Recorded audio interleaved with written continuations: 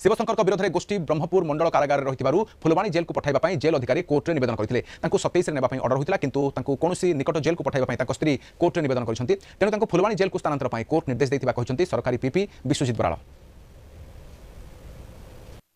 State bar council Pitabas Panda हत्या मामलें जो थे कि शिवशंकर दास ओरफ पिंटू अभियुक्त अच्छी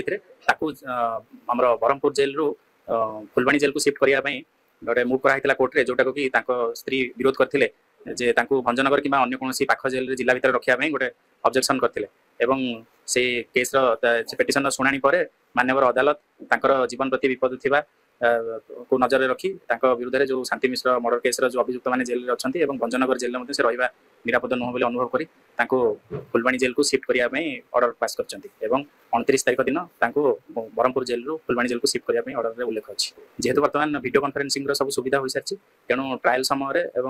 मुलाकात कौन प्रकार असुविधा हम ना सब पीसी मध्यम ही ट्रायल जारी रही।